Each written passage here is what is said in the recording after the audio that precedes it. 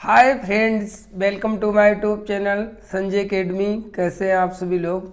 आज हम लोग सीटेट दिसंबर 2024 14 दिसंबर और 15 दिसंबर 2 दिन पेपर इस बार हुआ था। तो आज हम लोग 14 दिसंबर का जो पेपर है उसको डिस्कस करने वाले हैं। तो बने रहें लास्ट तक सभी लोग, आपको पता चलेगा कि किस प्रकार से पेपर आया था और कैसे हमको पेपर को करना था। क्या पेपर इजी था या टफ था या मॉडरेट था, कैसा पेपर जो है सीटेट जुलाई 2025 में आपको देखने को मिलेगा। इसी आधार पर ऐसा ही पेपर आएगा। तो चलिए अपनी क्लास को स्टार्ट करते हैं, बने रहें लास्ट तक। देखिए यहाँ पर ये होता है, यहाँ पर अपने पर्टिकुलर्स मतलब रोल नंबर है और अपना नाम है, सेंटर का नाम है और साइन वगैरह कराने रहते हैं। ठीक है, ये मेन टेस्ट बुकलेट है। तो चलिए सबसे पहले चाइल्ड डेवलपमेंट एंड पेडागोजी को डिस्कस करते हैं। बाल विकास व शिक्षा शास्त्र। देखिए इसका जो हमारा सबसे पहला जो हमारा क्वेश्चन है वो क्या है। प्रगतिशील शिक्षा के हिमायती निम्न में से किस कथन से सहमत होंगे। आपने अगर इसको पहले से पढ़ रखा है तो करने का प्रयास करें। देखिए प्रगतिशील शिक्षा के हिमायती मतलब है कि मतलब जो उसकी अनुशंसा करते हैं कि हाँ प्रगतिशील शिक्षा होनी चाहिए। आप किस कथन से सहमत होंगे।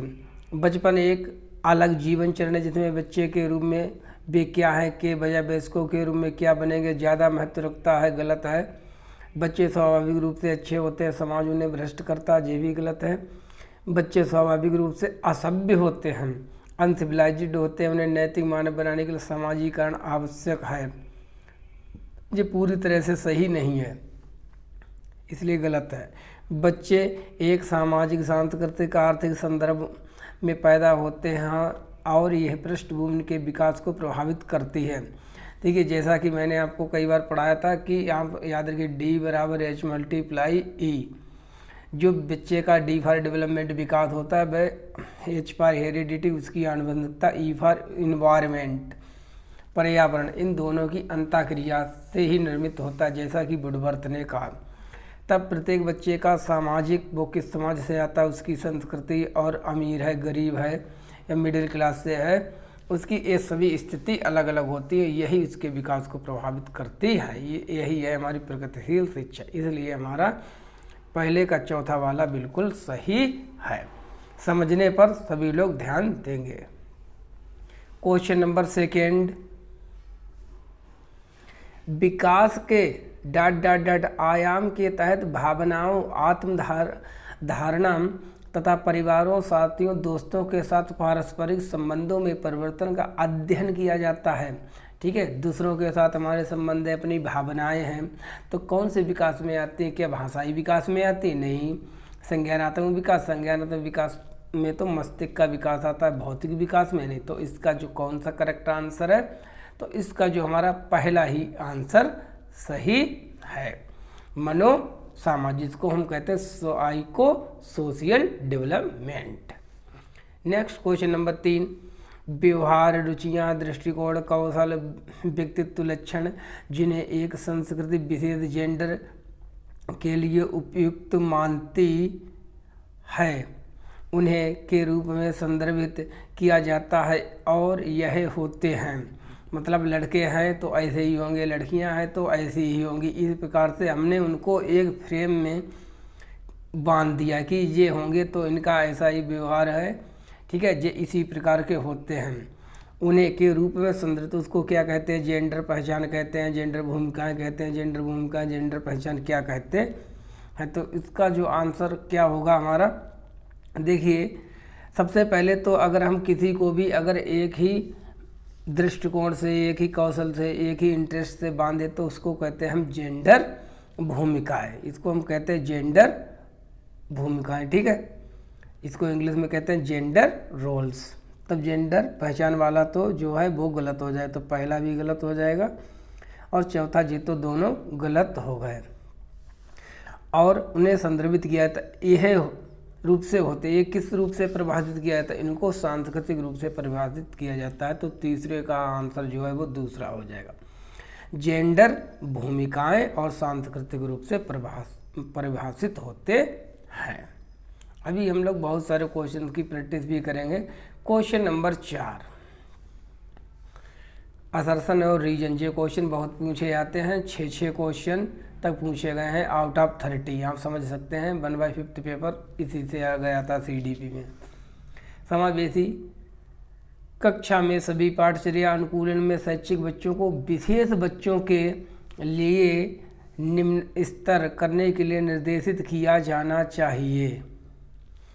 विशेष बच्चों की मुख्य धारा की कक्षा में सीखने की कोई संभावना नहीं है। मतलब यह है कि विशेष बच्चों के लिए जो स्पेशल चाइल्ड होते हैं उनके अनुसार ही कक्षा का सिलेबस होना चाहिए और ये बच्चे मुख्य धारा में नहीं सीख सकते। बिल्कुल दोनों बात गलत है। जो सिलेबस होना चाहिए वो सभी बच्चों के अनुसार होना चाहिए और जो स्पेशल चिल्ड्रन होते हैं, जो विकलांग हैं, जिनको दिव्यांग कहते हैं, ठीक है, कम सुनने वाले हैं या कम दिखाई देने वाले हैं, तो वो भी बच्चे जो है जो मेन स्ट्रीम चिल्ड्रन हैं उनसे सीख सकते हैं उनके साथ में। तो दोनों स्टेटमेंट गलत हैं, तो इसलिए चौथे का पहला ही आंसर सीधे हो जाएगा। क्वेश्चन नंबर 5, कुछ लोग इतने इजी भी क्वेश्चन गलत कर देते हैं। क्वेश्चन नंबर 5, जीन पियाजे के संज्ञानात्मक विकास के सिद्धांत के अनुसार, बहुत पढ़ाया है जीन पियाजे के सिद्धांत क्या है। जीन पियाजे का सिद्धांत पूर्व ज्ञान सीखने की प्रक्रिया में कोई भूमिका नहीं निभाता। बिल्कुल 100% गलत। परिपक्वता जैसे जैविक कारक संज्ञानात्मक विकास में कोई भूमिका नहीं निभाते। गलत। सीखने के अनुभव बच्चों के संज्ञानात्मक क्रियाओं के वर्तमान स्तर पर निर्भर करते हैं। अनुभवों के माध्यम से सीखने के बजाय याद करने की प्रक्रिया को प्राथमिकता दी जानी चाहिए। मतलब अनुभव से ना सीखो, सीधे रट्टे लगा कर सीखो। क्या ये सही है? ये गलत है। तो कौन सा सही है? केवल तीसरा सही है। जीन पियाजे कहते हैं कि सीखने के अनुभव बच्चे के संज्ञानात्मक विकास के वर्तमान स्तर पर निर्भर करते हैं कि उसकी मैच्योरिटी लेवल क्या है, वो किस प्रकार से सीख पा रहा है या नहीं। तब 5वें का तीसरा। क्वेश्चन नंबर 6, लेव वाइगोट्स्की संज्ञानात्मक विकास को किस रूप में देखते हैं? लेव वाइगोट्स्की के अनुसार संज्ञानात्मक विकास क्या है? पर्यावरण को प्रभावी रूप से अपनाने की प्रक्रिया, एक सहयोगात्मक प्रक्रिया, एक व्यक्तिगत प्रक्रिया, एकीकृत प्रक्रिया। तो क्या है लेव वाइगोट्स्की के अनुसार? लेव वाइगोट्स्की ने देखिए हमेशा किसकी बात की है? कोऑपरेटिव, सहयोग, लर्निंग टू ईच अदर। हम आपसे सीखें, आप हमसे सीखें, ठीक है, ऐसा नहीं है अकेले बैठकर सीखें। तो इसको हम कहते हैं लर्निंग टू ईच अदर, ठीक है। तो 6 का दूसरा सही हो जाएगा। क्वेश्चन नंबर 7, भाषा और सोच, मतलब जिसको कहते हैं लैंग्वेज एंड थिंकिंग, प्रक्रिया के बीच संबंध का प्रस्ताव रखते हुए लेव वाइगोट्स्की ने निम्नलिखित में से किस रूप में भाषा को अवधारणाबद्ध किया? पेपर लेंथी है, इजी है लेकिन है लेंथी। भाषा का एक स्वतंत्र क्षेत्र है जो कि संज्ञान से संबंधित नहीं है। भाषा एक सांस्कृतिक उपकरण है जो संज्ञान से कई तरीकों से सुगम बनाती है। भाषा आत्म केंद्रित भाषा का एक रूप जिसका प्रयोग केवल बुनियादी ज़रूरतों को पूरा करने के लिए किया जाता है। भाषा संज्ञानात्मक क्षमताओं के विकास में बाधा डालती है। अब बताइए हमको, क्या आपको लेव वाइगोट्स्की के अनुसार भाषा और विचार के बीच में संबंध बताना है। क्या संबंध ने बताया था? तो लेव वाइगोट्स्की ने कहा कि बच्चों में सबसे पहले आती है भाषा, फिर आता है उनके अंदर विचार, ठीक है। तो भाषा एक सांस्कृतिक उपकरण है जो संज्ञान को कई तरीके से आसान बनाती है। सुगम का मतलब होता है आसान बनाना। तब 7वें का हो जाएगा दूसरा। क्वेश्चन नंबर 8, निम्न में से कौन सा प्रदर्शन लक्ष्य अभिविन्यास का एक उदाहरण है? प्रदर्शन लक्ष्य का मतलब होता है परफॉर्मेंस गोल ओरिएंटेशन। अपनी परफॉर्मेंस पर मुझको बस ध्यान देना है, ठीक है, प्रदर्शन पर ध्यान देना है, मास्टरी पर नहीं। एक छात्र अपनी समझ को आगे बढ़ाने के लिए कड़ी मेहनत करता है। एक छात्र किसी विषय की गहरी समझ हासिल करने के लिए कठिन अध्ययन करता है। एक छात्र अच्छा ग्रेड पाने और दूसरों से बेहतर होने के लिए कड़ी मेहनत करता है। एक छात्र शिक्षक से अधिक सीखने के लिए कठिन अध्ययन करता है। तो इसमें आपको परफॉर्मेंस, ठीक है, कि बस पिछली बार सीटेट में अगर 90 आए थे तो इस बार मुझको 100 स्कोर करना है। तो इसमें क्या है, केवल परफॉर्मेंस पर। देखिए और में जो है ऑप्शन में बच्चा जो है मास्टरी ओरिएंटेड है, लेकिन तीसरे ऑप्शन में देखिए एक छात्र अच्छा ग्रेड पाने दूसरों से बेहतर होने के लिए कड़ी मेहनत करता है। तो ये क्या है, जो है परफॉर्मेंस ओरिएंटेड अप्रोच। 8वें का तीसरा क्वेश्चन नंबर 9, लेव वाइगोत्स्की के सिद्धांत का पालन करते हुए एक शिक्षक को क्या करना चाहिए? अपने विद्यार्थियों के साथ पारस्परिक अध्ययन मतलब अध्यापन, हम एक दूसरे से सीखें, का पालन करना चाहिए। विद्यार्थियों द्वारा सांस्कृतिक उपकरण के उपयोग को हतोत्साहित करना चाहिए, गलत।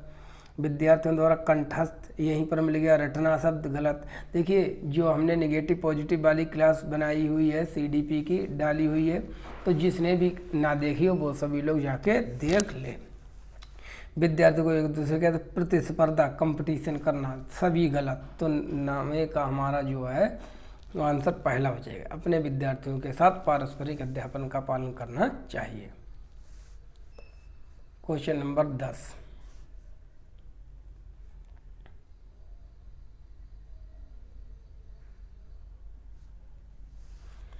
नई अवधारणाओं को पढ़ाने के लिए निम्नलिखित में से कौन सी प्रभावी रणनीतियाँ? आपको कोई नया टॉपिक पढ़ाना है, हमको कैसे पढ़ाना चाहिए? उदाहरण प्रस्तुत करना चाहिए, गैर उदाहरण प्रस्तुत करना चाहिए, अवधारणाओं के बीच संबंधों के बारे में सोच को बढ़ावा देना चाहिए, सही है।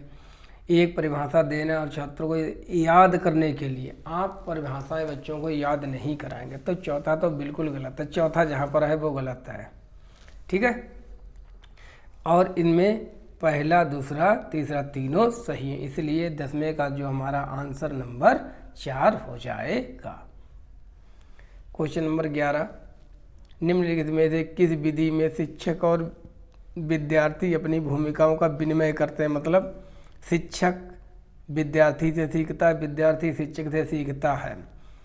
कौन सा अध्ययन है? पारस्परिक अध्यापन, ठीक है, जिसकी बात लेव वाइगोत्स्की जी करते हैं। रेसिप्रोकल टीचिंग भी इसको कहते हैं।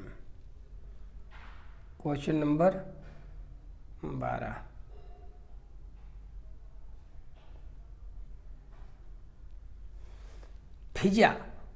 फिजा ने विश्लेषण किया कि उसे विषय जेड सीखने की तुलना में विषय एक्स सीखने में अधिक समस्याएं आती हैं, क्योंकि वह विषय जेड में रुचि रखती है और उस पर ध्यान केंद्रित कर रही है। निम्नलिखित में से कौन सी संरचना फिजा की सोच का विश्लेषण करने की क्षमता का वर्णन करता? मतलब फिजा नाम की एक लड़की, वो कहती है मुझे मैथ तो समझ में आ जाता है लेकिन मुझे साइंस समझ में नहीं आती है। फिजा ने अपने आप से स्वयं का विश्लेषण किया है।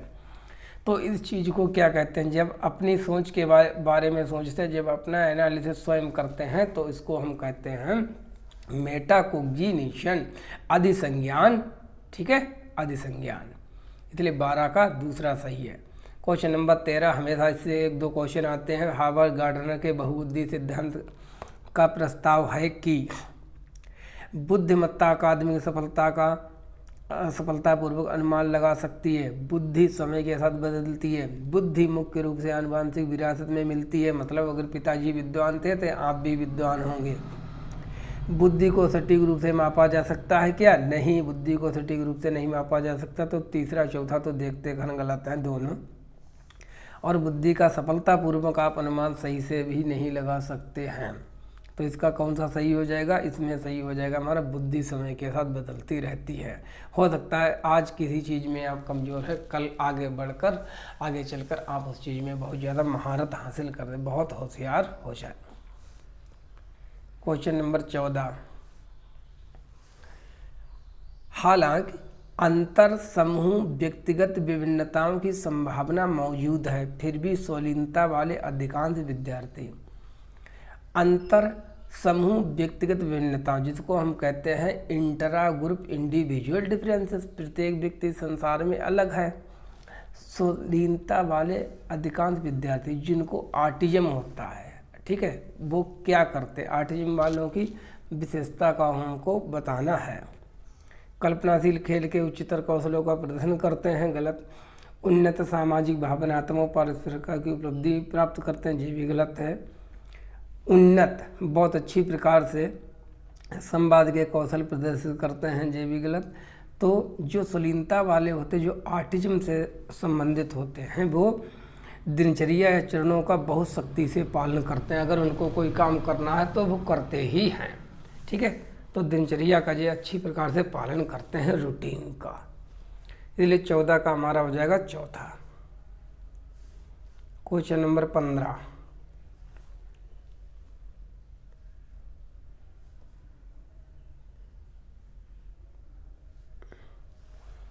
अभिकथन। भय और तनाव का वातावरण बनाना छात्रों को सचेत और हरदम तैयार रखता है। सार्थक सीखने को सुसाधित करता, मतलब आप जितने डरे हुए होंगे, जितने आप टेंशन में होंगे, क्या आप उतनी ही अच्छी प्रकार से पढ़ सकते हैं, ठीक है, पढ़ने के लिए तैयार रहेंगे, बिल्कुल गलत बात है, 100%।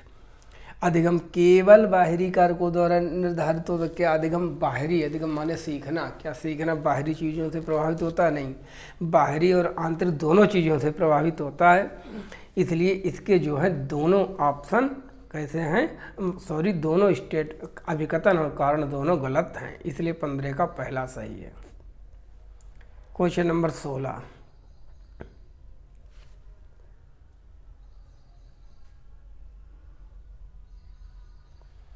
अभिकथन। वर्ग समावेशन का एक उदाहरण है, वर्ग समावेशन, ठीक है, क्लास इंक्लूजन, इसको कहते हैं हम क्लास इंक्लूजन। क्लास इंक्लूजन वर्ग समावेशन का एक उदाहरण है। क्या है? लोकेश को एक संकल्पना दिल्ली को दूसरी संकल्पना भारत के उपसमूह में वर्गीकृत करने में परेशानी होती है। कारण बताते हैं।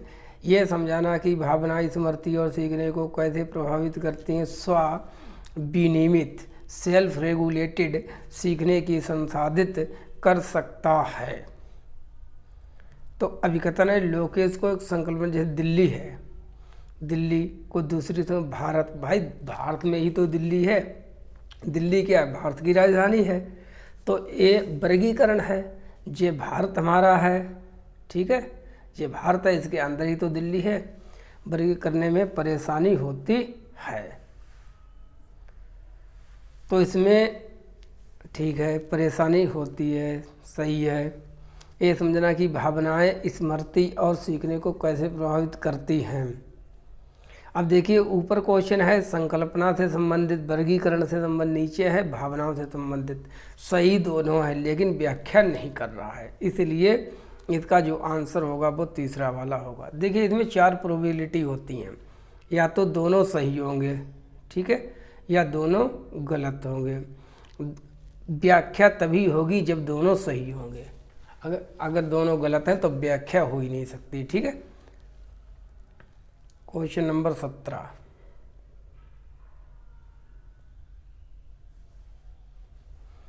निम्न में से कौन सा कथन नैदानिक आकलन के उद्देश्य का उपयुक्त वर्णन करता है? नैदानिक आकलन होता क्या है? डायग्नोस्टिक असेसमेंट, समस्या की पहचान करना, डायग्नोस्टिक। उन क्षेत्रों की पहचान करना जहां विद्यार्थियों को अतिरिक्त सहायता या निर्देश की आवश्यकता हो सकती है। विद्यार्थियों को अपने सहकर्मियों के काम का समालोचनात्मक आकलन करने का अवसर प्रदान करना। विद्यार्थियों के अभिवृत्ति स्वरूप की पहचान करना और उनकी आवश्यकताओं के अनुसार एक व्यावसायिक निर्देशन कार्यक्रम तैयार करना। शिक्षकों को उनके शिक्षण विधियों के बारे में प्रतिपुष्टि प्रदान करना। तो इसका क्या उद्देश्य होता है? इसका उद्देश्य होता है समस्या की पहचान करना, मतलब किसी भी चीज़ की पहचान करना, उन क्षेत्रों की पहचान करना जहाँ विद्यार्थियों को एक्स्ट्रा सीखने की ज़रूरत है। इसको हम कहते हैं डायग्नोस्टिक टेस्ट। 17 का पहला। क्वेश्चन नंबर 18 हमारा है।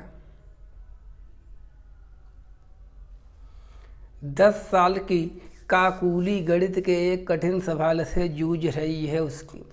उसके समस्या समाधान कौशल को बढ़ाने के लिए उसकी शिक्षिका क्या कर सकती है, मतलब उसकी टीचर है, उसकी एक स्टूडेंट है जिसका नाम है काकुली, वो गणित के क्वेश्चन को नहीं सही कर पा रही है, तो उसकी आप एक टीचर हैं तो आप क्या करेंगी, कड़ी से कड़ी सजा दें, उसको सजा देंगी, उसे समस्या का समाधान दे देंगी, उसे समस्या को छोड़ने और अगले एक पर जाने के लिए कहेंगी कि आगे बढ़ो बेटा, कोई बात नहीं, ये नहीं हो रहा है। कोशिश करते रहने के लिए उसे प्रोत्साहित करें और जरूरत पड़ने पर आलम्बन दें। आलम्बन का मतलब होता है इसके फोल्डिंग का मतलब होता है मदद करना, सीखने में उसकी मदद करना। तो इसलिए हमारा जो है, आप अगर शिक्षिका हैं, टीचर हैं, तो आपकी क्या भूमिका होनी चाहिए, आप बच्चों के लिए इसके फोल्डिंग देंगे। तो 18 का हो गया हमारा चौथा। क्वेश्चन नंबर 19, जीन पियाजे को मानता है, लेव वाइगोत्स्की को ये एक व्यक्ति जो जीन पियाजे को मानता है उसके अनुसार क्या होना चाहिए। तो जीन पियाजे ने किस चीज़ की बात की है, जीन पियाजे ने आत्म केंद्रित बात की है, ठीक है, जिसको हम कहते हैं इगोसेंट्रिक स्पीच। तो दूसरे या तीसरे में से ही सही होगा। और लेव वाइगोत्स्की को जो व्यक्ति मानता है वो क्या कहते हैं। अब जीन पियाजे के अनुसार है क्या, एक्चुअली जीन पियाजे के अनुसार जो है आत्म केंद्रित इगोसेंट्रिक जो बच्चे बात करते हैं वो क्या चीज़ को प्रदर्शित करते हैं, वो बच्चों की संज्ञानात्मक अपरिपक्वता। इसीलिए तो बच्चे स्वयं से बोल बोल कर बातें करते हैं को मानता है। तो 19 में हमारा दूसरा वाला सही हो जाएगा। और लेव वाइगोत्स्की के अनुसार निजी वाक, जिसको हम कहते हैं प्राइवेट स्पीच, क्यों बच्चा करता है, स्वयं को निर्देशित करने के लिए, सेल्फ रेगुलेशन के लिए। तो 19 का हमारा दूसरा सही है। क्वेश्चन नंबर 20, अधिगम के सार्वभौमिक अभिकल्प में क्या शामिल नहीं है। सार्वभौमिक अभिकल्प का मतलब होता है universal design for learning does not involve, क्या चीज़ शामिल नहीं की गई है। शिक्षार्थियों के नामीकरण और वर्गीकरण के विभिन्न रूपों को लागू करना, शिक्षार्थियों को सूचना और ज्ञान प्राप्त करने के विभिन्न तरीके देना, शिक्षार्थी जो जानते हैं उसे प्रदर्शित करने के लिए सभी शिक्षार्थियों को विकल्प प्रदान करना सही है, सभी शिक्षार्थियों के हितों में कार्य करना और तदनुसार चुनौतियों की पेशकश करना सही है। क्या नहीं है, 3 सही है, 1 गलत। क्या नहीं करना चाहिए, शिक्षार्थियों के नामीकरण और वर्गीकरण, मतलब बच्चों को आपको ऐसा नहीं करना है, बांटना नहीं है कि ये स्टूडेंट जो हैं बहुत होशियार हैं, ये मीडियम है, ये बिल्कुल लीदड़ हैं, ठीक है, या गीदड़ है, ऐसा कुछ भी नहीं करना है। सभी बच्चों को इक्वली आपको समझना है। तो 20 का इसलिए हमारा हो जाएगा पहला वाला। क्वेश्चन नंबर 21,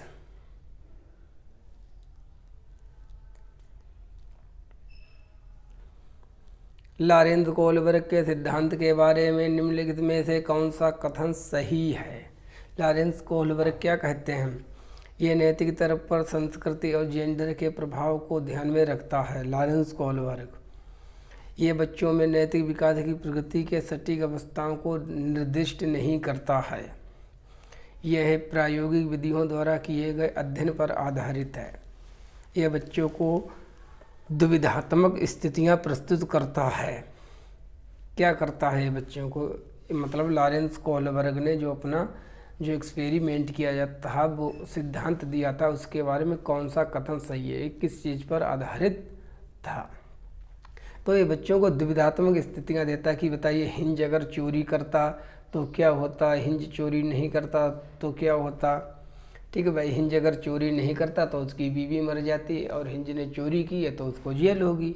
तो ये बच्चों को दुविधात्मक स्थितियां प्रस्तुत करता है। 21 का चौथा। क्वेश्चन नंबर 22, फिर असर्शन एवं रीजन का है क्वेश्चन। अभिकथन, प्रत्येक बच्चे को खेलने, प्रयोग करने और अपनी दुनिया की खोज करने के अवसर मिलते हैं। बचपन एक सार्वभौमिक निर्माण है। Childhood is a universal construct. बहुत अच्छा क्वेश्चन है, कई बार पूछा गया है। तो क्या होगा, प्रत्येक बच्चे को खेलने, प्रयोग करने और अपनी दुनिया को खोजने के क्या अवसर मिलते हैं। अरे कोई अमीर परिवार का बच्चा है, कोई गरीब परिवार का बच्चा है, मान लीजिए कोई बच्चा है जो कूड़ा बीनने का काम करता है, गरीब बच्चा, क्या उसको भी खेलने और बहुत प्रयोग करने, पढ़ने लिखने के, अपनी दुनिया खोजने के अवसर मिलते हैं? नहीं। उसकी खेलने की उम्र में वो बेचारे क्या करते हैं, वो काम करते हैं खेतों में जाके, या वो कूड़ा बीनते हैं। तो ये बात गलत है, सबको अवसर नहीं मिलते हैं इस संसार में। बचपन एक सार्वभौमिक, बचपन का मतलब है यहाँ पर चाइल्डहुड, ठीक है, सार्वभौमिक निर्माण है। नहीं, सार्वभौमिक का मतलब जैसा अमेरिका में होगा वैसे इंग्लैंड में होगा, उसी प्रकार से यूएसए में होगा। नहीं, क्योंकि बच्चों पर उनकी संस्कृति का प्रभाव पड़ता है, तो बचपन सार्वभौमिक नहीं है, ठीक है। इंडिया में रहने वाले का जो विकास होगा वो उसके समाज से प्रभावित होगा।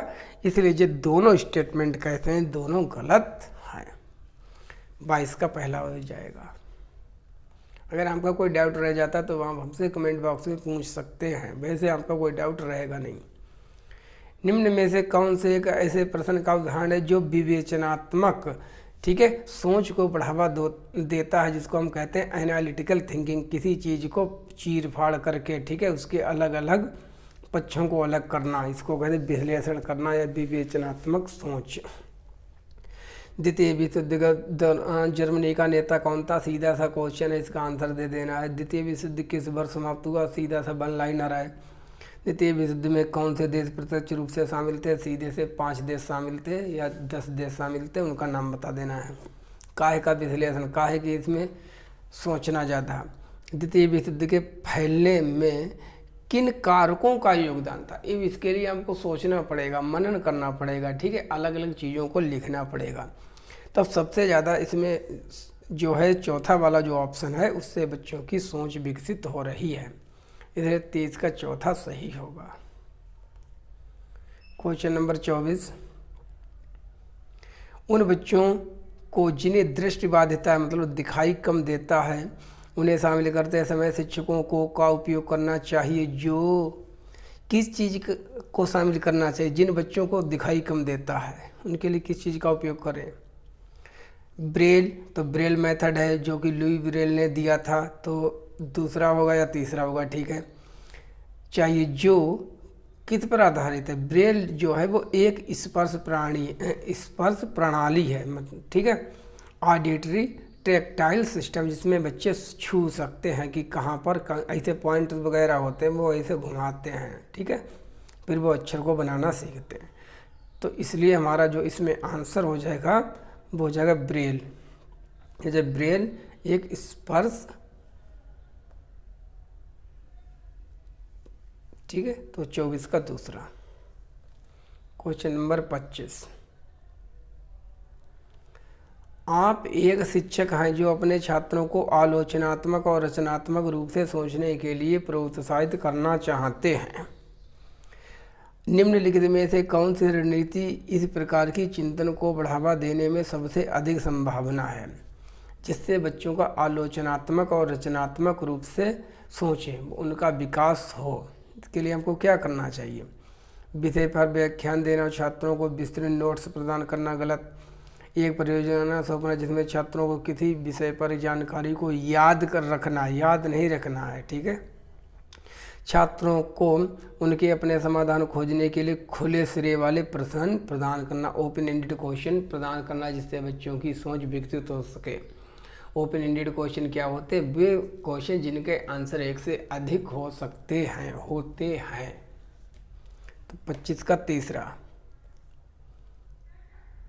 26, निम्न में से कौन से विद्यार्थियों में सीखने के लिए आकलन का एक उदाहरण है? एक परियोजना की शुरुआत में छात्रों को दिया गया रूब्रिक यह रेखांकित करते हुए कि उन्हें एक निश्चित ग्रेड प्राप्त करने के लिए क्या करना चाहिए। एक अंतिम परीक्षा जिसमें पूरे सत्र में सीखी गई सभी सामग्री शामिल होती है। पूर्व ज्ञान की जांच के लिए कक्षा की शुरुआत में एक प्रश्नोत्तरी और विचार मंथन। देश भर के छात्रों की तुलना, आपको बच्चों के बीच में तुलना नहीं करनी है, तो कौन सा हो जाएगा? पूर्व ज्ञान की जांच के लिए कक्षा की शुरुआत में प्रश्नोत्तरी, ठीक है, पहले से आपने क्या सीखा, और विचार मंथन जिसको हम कहते हैं, विचार मंथन को हम कहते हैं ब्रेन स्टॉर्मिंग। तो 26 का तीसरा सही हो जाएगा हमारा।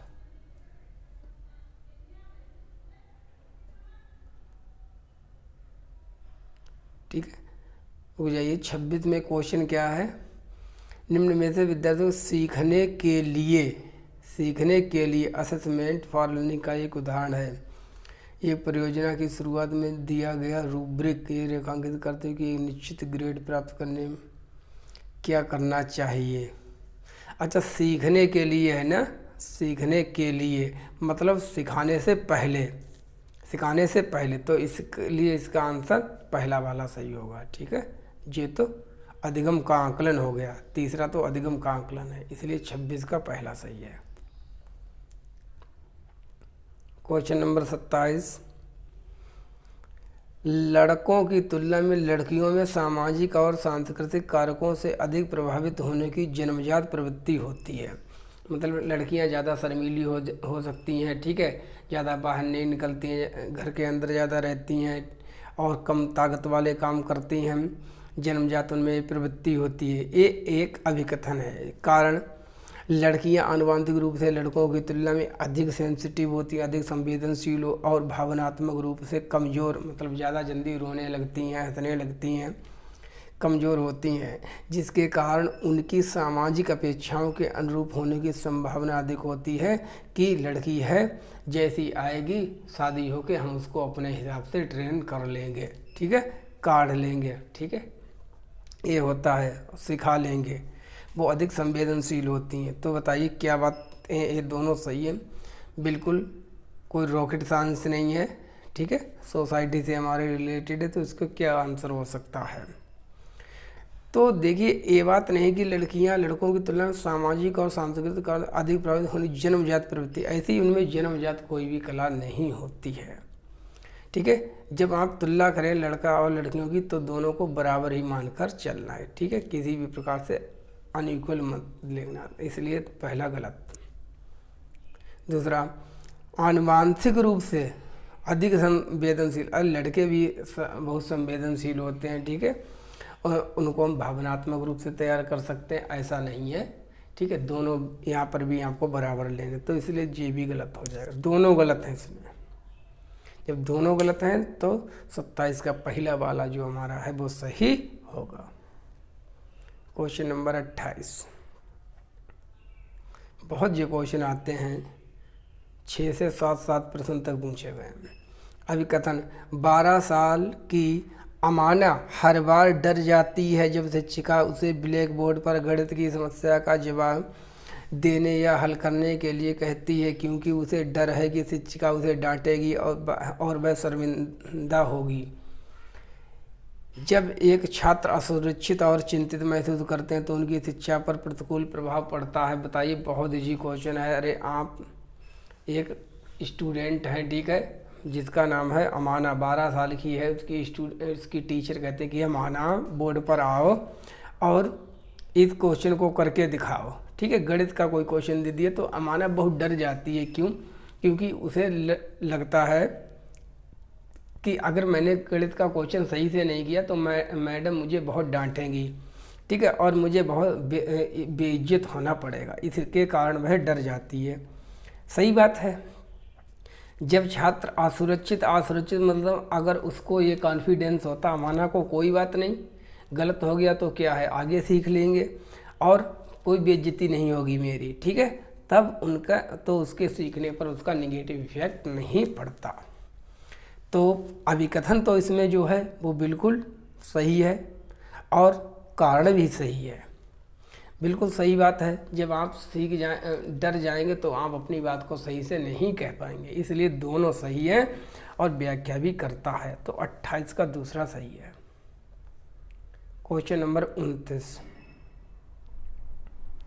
क्वेश्चन नंबर 29 में कहते हैं, एक शिक्षिका छात्रों को उनके पूर्व ज्ञान को नई संकल्पनाओं से जोड़ने के लिए, ठीक है, जोड़ने के लिए अवसर प्रदान करके अपनी कक्षा में सार्थक सीखने एवं विवेचनात्मक सोच को सक्षम बनाना चाहती है। निम्न में से कौन सी शिक्षण रणनीति सबसे अधिक प्रभावी होगी?